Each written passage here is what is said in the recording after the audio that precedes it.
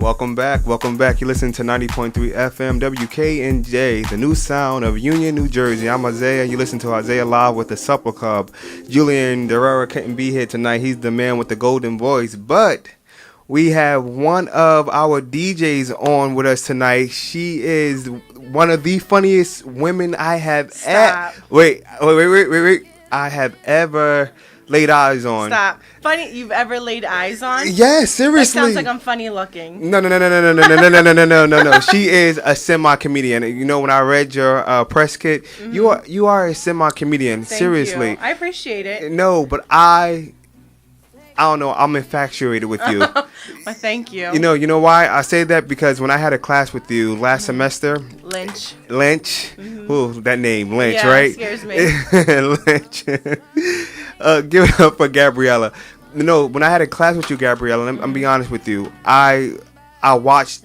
Sometimes you watch people and you be like, oh, okay, oh, boring. But you have such.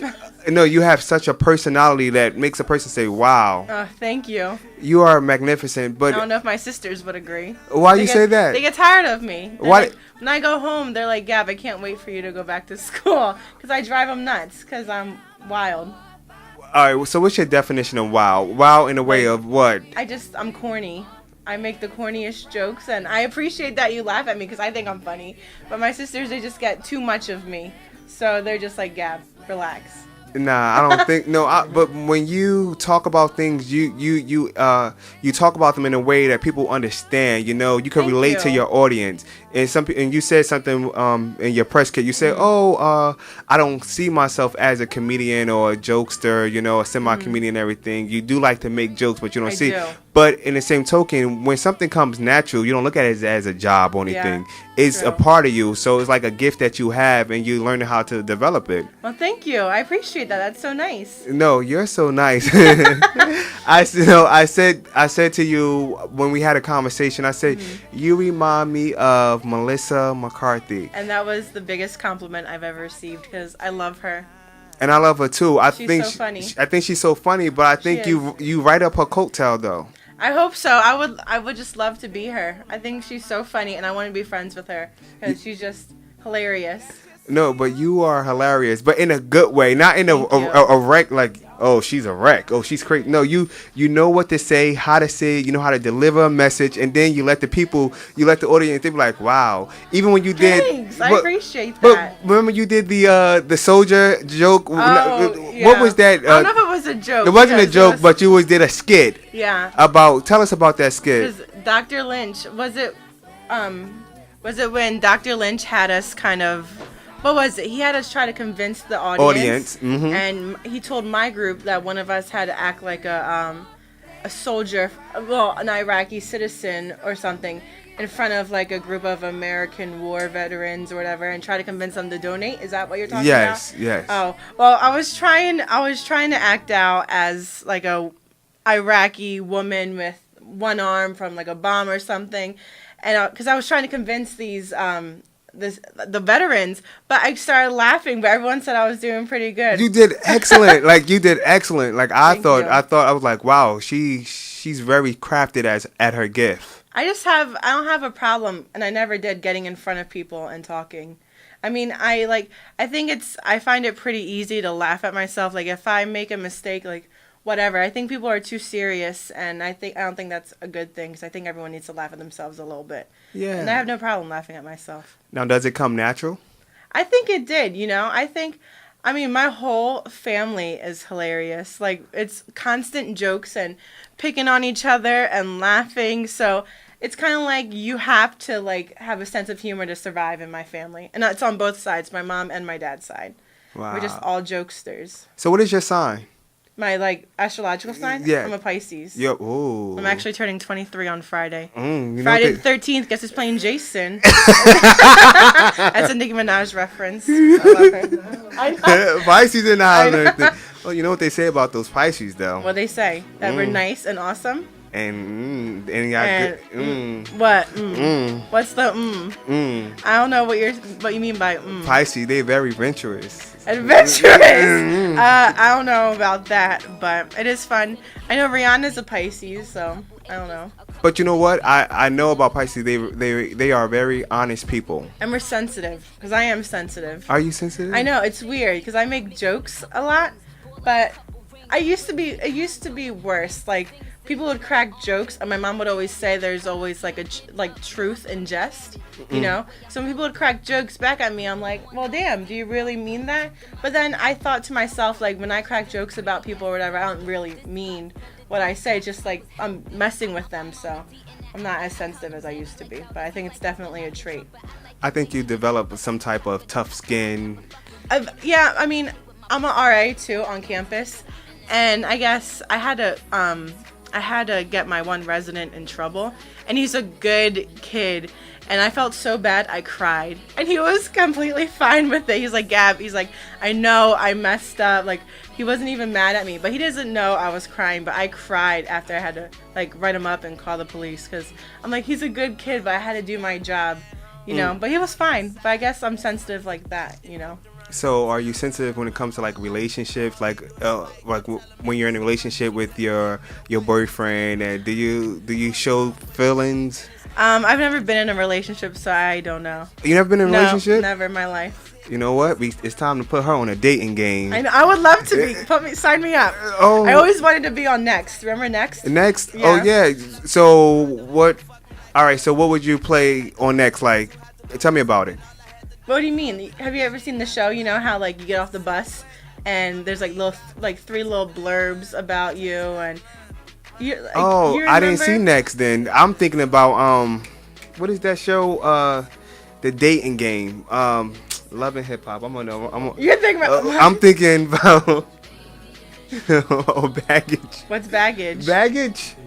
The dating show? No, but the Baggage. She wouldn't be on Baggage though, cause she won't be nobody Baggage. No, never. No, she. I've never heard of Baggage. That's an awesome show. What is it on right now? Yes, it is. What?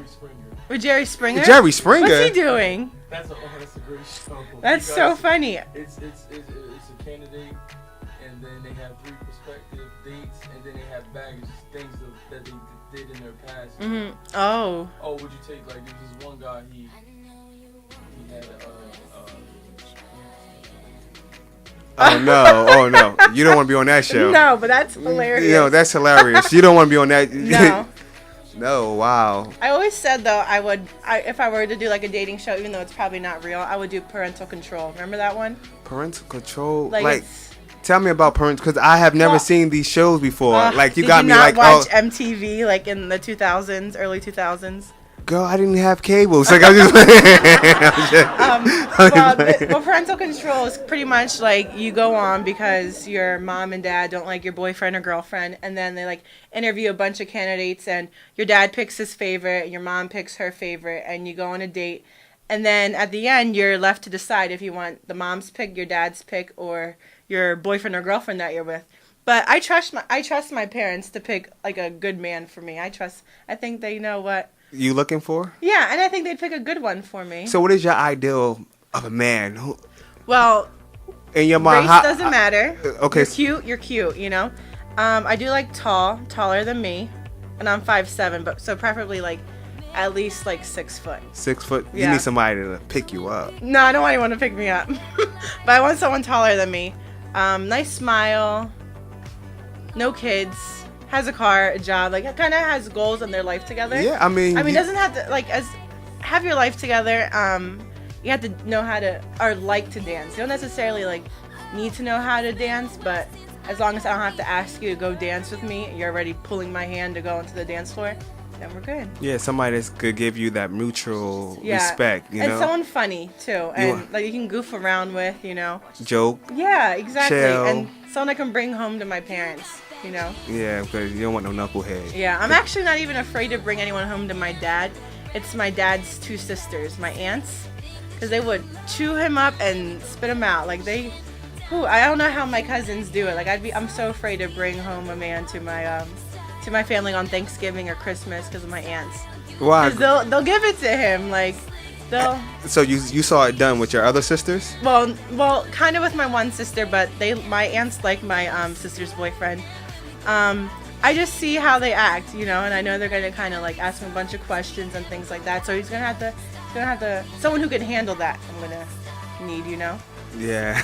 I'm not picky, You're not picky. I'm not even really looking for a man either because I'm trying to make moves. I mean, you making a lot of moves right now. I know, I'm you trying. at the prime of your life right now. You graduating in May. I know. I'm hopefully Kudos moving to to you. California. Thank You you moving so to much. California. Hopefully. You about to become a radio personality. Maybe. Or a television host. Maybe. No. No, you got to believe it. I'm gonna be the next Angie Martinez. Angie Martin. You know what? And I was thinking, and I read something about you were saying that if you could pick a television show, it would be The Real. Oh yeah, if I could, because I would love to be on The Real or The View. The View, they talk too much about like politics and stuff. Yeah. And It's a liberal type of thing with them. Not even that, but just I don't know much about politics, and I'm not gonna put on a front like I do. I feel like The Real. I mean, they have. I think it's like Lonnie. Is Lonnie Love on it? I don't know. I know like the one girl she was on like some fashion show. Tamar, and I know one of the twins. The twins, yeah. And I think I would get along with them. I think you'll do great though. Yeah. And I think you'll spice it up though. Thank you. Yeah, you will spice it up for them. Oh, Adrienne Bailon from the Cheetah Girls. And there's somebody else on there that dated one of the celebs. What's her name? The one that didn't she date Chris Brown or something? That the chick on that show. Not Karushi. No, she's on 106 in Park, right? Is she? Oh, that's canceled. Oh yeah, it was canceled. See, I'm not a fan of 106 in Park and everything, but she was on. I think is Bow Wow still dating? What's her name? Erica Mena. They're engaged now. Okay, because she was actually in one of Chris Brown's music videos. Like I think it was "Excuse Me, Miss," or was it called "Yo"? I don't know. I think it was Yo. Yeah. I think it was Yo. Yeah, but it was like in parentheses after. I think it was like "Excuse Me, Miss." I don't know. But that thing, it was like the first like song after "Run It." He had some good CDs too. I know. I love old Chris Brown. Yeah, old Chris Brown. Old Chris Brown. Not new Chris Brown. I mean, I can't really say because I don't really listen to him that much, but I love old Chris Brown. So what is a typical day for you? What do you like to do when you wake up in the morning? Sleeping. I love sleeping. I don't know. At school, I can sleep till like 12, 1 o'clock easily, and I could never do that at home because my mother would have me up doing something. But at school, I can just sleep in. I don't know. I mean, I don't really get to do much at school. So I have classes, whatever. Last semester was more fun, but it was definitely more stressful because I interned, but I got to go to the city 2 days a week, which I really liked. But I'm pretty much just doing classes, RA stuff, and I work at the UC. So that pretty much takes up my days. But you're a hard-working woman, though. Thank you. I mean, last semester you was booked. I was. You was working 2 jobs, RAing. I saw you at the front desk. Even when they gave me this radio show, Dr. Scott, you was the first person I thought of. I know. But you was already on the air on Tuesdays night. Yeah, you go on? we do Tuesdays at noon. Tunes at noon? Tunes at noon we do. I know your show is hilarious. Thank you. Because when I went up there to go give them the names, one guy said, "Well, I'm using my best friend." So they was like, "Well, what's your best friend name?" So he said, "Oh, Gabriella. She's coming on my show." So I was like, "Oh, Julio." Yeah, Julio. So I said to him, "Well, I was gonna use." Oh, don't even think about it. I know, because I wasn't sure what I was gonna do this semester. I wasn't sure if I was gonna intern again, but I could only intern twice and get college credits for 2 classes. So if I was gonna intern this semester, it would have to be a paid internship, but they're really hard to find. I know. It's hard. And your major is media communications? Yeah, communications, media. And I minor in marketing. But I hate marketing. I don't know why I did it. Why? I mean, why do you hate it? It's not something I want to do. It's not that hard, but I just don't see myself I don't see myself actively trying to pursue a career in marketing. Wow. So it's almost like a waste, but not really, because it just looks good on my resume.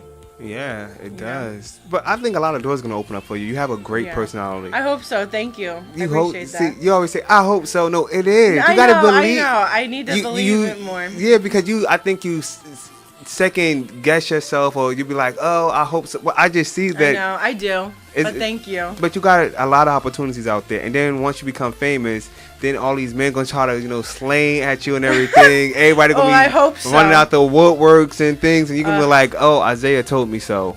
I'm be like, Isaiah, thank you. You were right. Call me. I know, right? Tell me how dating 101 is. I will. So you said something about if you had a show, your own show, you would go on the Kelly. Oh yeah, if I could have like my own I guess TV show, I would be like a Kelly Ripa, like a Live with Kelly and Michael type of show, because one, I want it in New York anyway, because although I want to move to California, I want to come back here to raise a family, because I can't imagine having kids without like my mom being present, yeah, being close. there around. She'll be such a good grandmother. You know? And I was raised imagine. around my cousins and my aunts and uncles, and it's kind of like one big family, so I kind of want the same for my kids, Yeah. So why did you choose to go all the way to California instead of just going straight to New York? Because I'm a little tired of New York. I mean, I love the freedom of getting in my car and just going wherever I want to go. And I think I have to do California now because I don't have a man, I don't have kids, I don't have anything really to hold me back.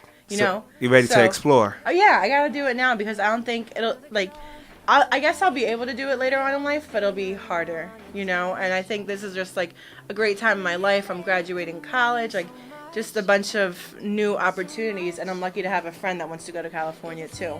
So I won't be too alone. And I have friends out there also, so. So did you find a place where you'll be staying? Not yet. We're working on it, but I think this is gonna sound weird, but there's this thing called Airbnb.com. Have you heard of it? No, I haven't. Tell me about it. It's pretty much like another option instead of like staying in a hotel. My dad actually does it. He lives in South Beach in Miami, and a part of his apartment he kind of blocked off. So if people don't want to stay in a hotel, they can stay in that blocked off section of his apartment. And people use it a lot when they're traveling to Europe and things like that. You're pretty much staying in, they have hostels, but there's different options. You can pick like a separate room or like a guest house or things like that. And there's a bunch in California, like a lot of people have guest houses. Mm-hmm. So my friend and I were thinking, instead of like, okay, we're going to stay here, we're going to pick this apartment, sign a lease, buy all this furniture. Like, it doesn't make sense because we'll have to sign like a 6-month lease, but we might want to leave that area, we might not like it. So Airbnb, we're thinking of like, it's like $2,000 a month, but it's $1,000 each, which is not too bad. That's not bad at all. But it's staying in someone's like guest house, and it's utilities included, Wi-Fi, all these things are included. So it makes so much sense. Like, I just can't imagine her and I just going out there finding an apartment. We have to buy furniture, we have to do all these things.